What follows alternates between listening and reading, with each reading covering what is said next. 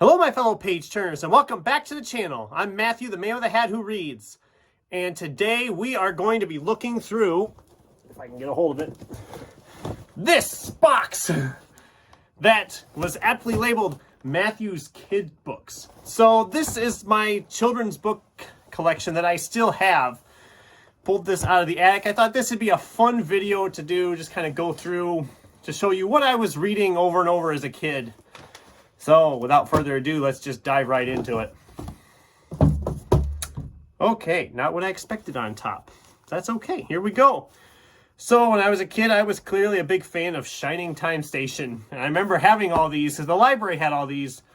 These are all these Thomas the Tank Engine ones. Got Thomas Gets Tricked, Trouble for Thomas, Cow on the Line, Diesel's Devious Deeds, James in a Mess, and Edward's Exploit. Yes, I was a big Shining Time Station fan, and I forgot I had all of these, so that's kind of fun. I remember getting these at the local library a lot when I was a kid, and that's probably why I ended up getting my own copies of them all. And they are a little beat up on the side, as you can see. They've clearly been read quite a bit. Maybe not recently, but they have been read. All right, this is a fun one, and I know why I kept this one. This is A to Z with Me, technically an alphabet book. But what was special about this one is it was all personalized.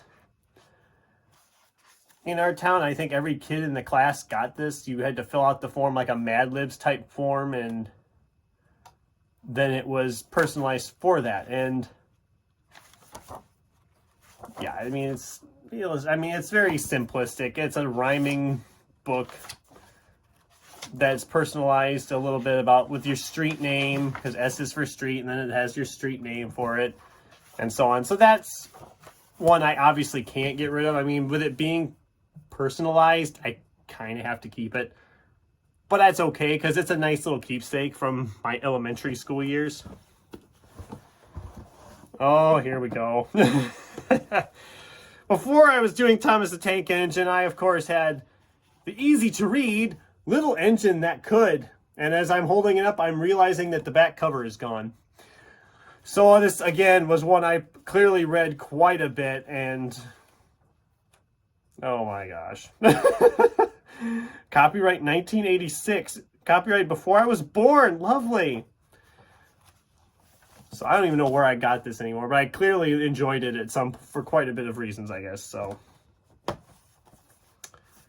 oh, who could forget these? These are classics for the kids. Frog and Toad. I mean, Frog and Toad, they're classics. Frog and Toad Are Friends and Frog and Toad All Year. And this Frog and Toad Are Friends was clearly used when I got it. It's missing some pages.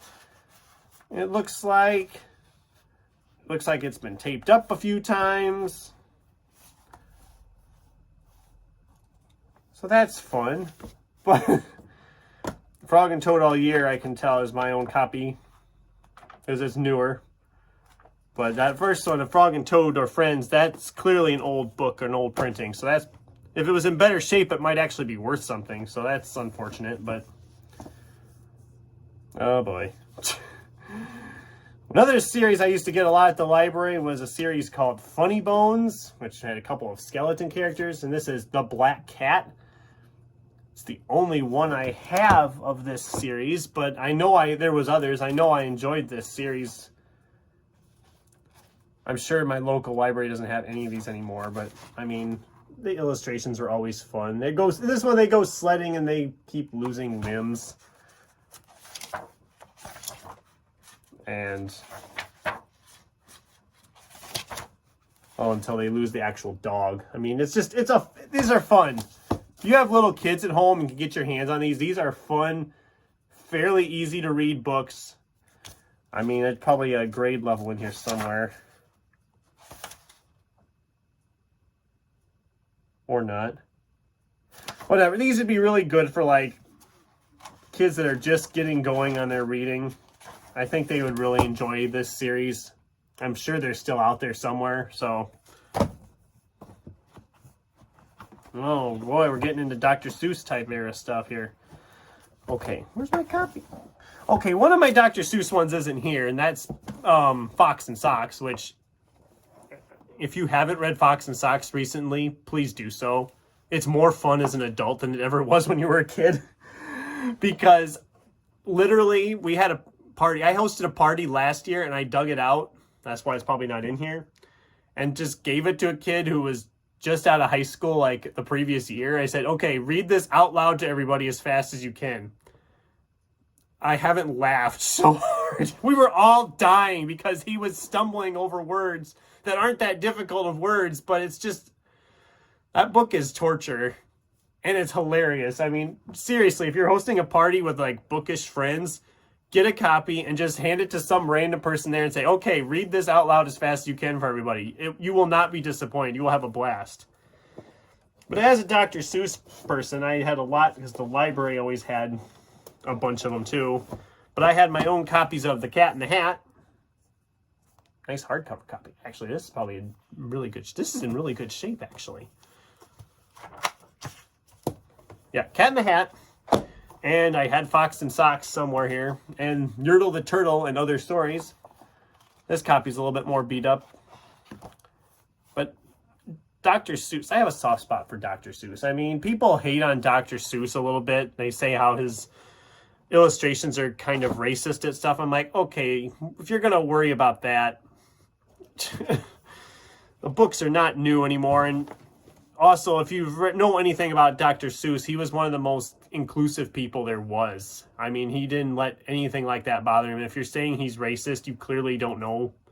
I mean, just pick up a biography about him. It's really interesting reading. And this one was under the Dr. Seuss banner, but it's not Dr. Seuss. And that's Put Me in the Zoo. As you can see, this copy is really beat up. It's also missing its back cover. About a dog thing that has spots that it can take off of itself and do things with and change colors. And oh, actually has my name in the front. That's cool. But yeah, this copy's pretty beat up, as you can tell. I obviously read this one a lot. This is another favorite, I know. Okay, what do we got here? Oh, Step into Reading. So we have, these are more older of my childhood. And I was getting into bigger, somewhat bigger books. These are more like, I think, second grade, third grade reading levels on these. But we have The True Story of Balto, The Mystery of the Pirate Ghost, which is actually a series, because I also have the same series, The Treasure of the Lost Lagoon, and The Curse of the Cobweb Queen. I know there was others in this series that I didn't have. Those are the only ones I actually had, and those were a fun series. And Space Rock, which still has the oldest looking kid I've ever seen in my life. We're supposed to believe that this kid's like, I think, elementary school or something, but he looks way too old. I mean, he looks way too old to be in like elementary school. I mean, look at him. It's just, oh man, that's great. All right, what else we got in here? We're getting into the box here farther down. So, okay. I was a big Star Wars person, as I said before. So I had the complete Star Wars trilogy movie scrapbook. And since I was a kid when these were coming out, we also have The Phantom Menace Episode 1 scrapbook, the scrapbook for Episode 2, and the scrapbook for Episode 3. Now, clearly, by the time Episodes 2 and 3 were coming out, I was kind of getting out of the kids' books more, which is probably why they are in better condition, but I think I did it just so I'd have, like, the full set. And they are interesting. I mean, you don't need to these are not necessarily kids' books. Essentially, they're more collector things. But, yeah, I have the whole set. So that's cool. That's fun. Let's see here. Oh, of course, we got to talk about Curious George. Another classic. Who can forget? I used to be a huge Curious George person. I mean, They wrote way too many of them. And I don't have any of the other ones, but the first is always the best. And again, I mean, you got the classic illustrations. I mean, and George. Yeah, Curious George, classic of the genre, of course. We're not going to share that one. That's that's too much. All right, no worries. We're getting to the bottom of the box here. We have Harvey Potter's Balloon Farm, which, again, this copy's pretty beat up. I think they made a really crummy Disney movie of this book, if I remember right. I could be wrong. But this is interesting enough. The pictures are fun about a guy who grows balloons in a plant. Actually, you see that in the back cover here. I remember liking the book, but I don't remember it that well. I should read that. I should read a bunch of these again. What am I kidding? Okay. Ooh, boy, this copy's beat up too. We have a Charlie Brown's Cyclopedia, Volume 1, Your Amazing Body. And you can tell this book's been through the ringer. It's pretty beat up. It's frayed edges. It's faded cover. Pages have some markings on them. You can see where moisture must have got into them. But yeah, I remember this is one of the first ones I actually remember having. So it's probably pretty old. I don't know why I had just this one. I'm not really sure why, because it's a series of volumes. According to the back, there was 15 of them. And I only have this first one, published 1990. I was 1. Don't know why I have that, but finally at the bottom of the box, does anybody remember Look and Find books? Essentially, they were Where's Waldo, only actually able to find things and not just look for Waldo, who was never there half the time. And I have Batman and Superman. And these are nice hardcover books. And these, I mean, these are good for any age, essentially. I mean, they are technically for kids, but anybody can really do them if you're looking for a nice little challenge with your eyes.